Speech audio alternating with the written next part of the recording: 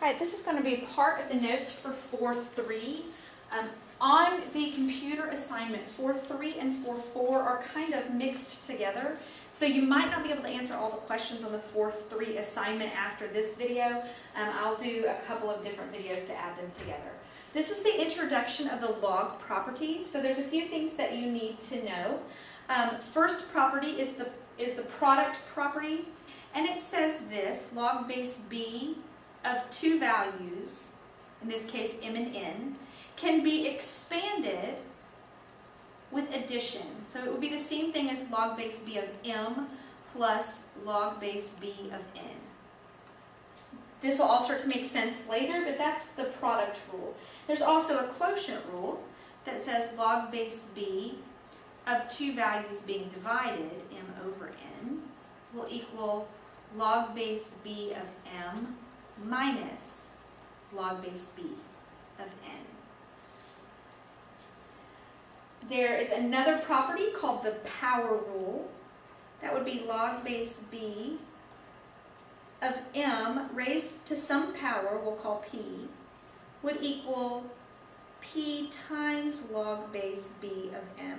So the power, or the exponent in a logarithm, can be moved to the front and it becomes a large value and it becomes a multiplication problem. So that's called the power rule.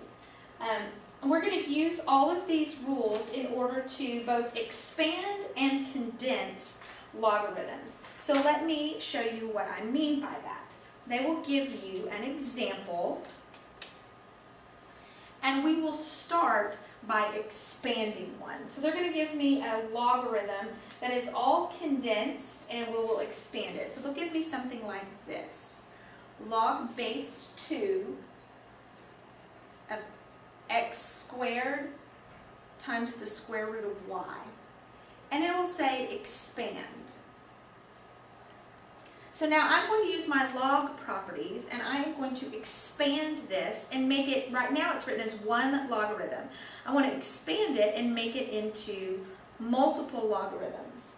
Right now what I show is two values being multiplied, x squared and the square root of y.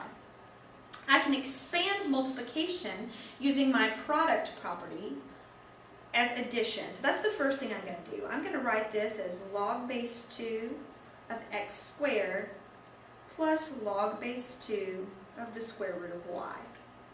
Now I've already partially expanded, but I am not finished because I have a power here, and square root of y can be written as a power.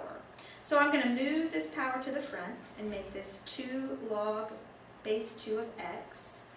Plus, I'm going to rewrite this as y to the 1/2 power. Remember, y to the 1/2 power is the same as the square root of y. So I can move this to the front and make it 1/2 log base 2 of y. And now it has been expanded. I'm going to turn this off while I answer that, and I will do more.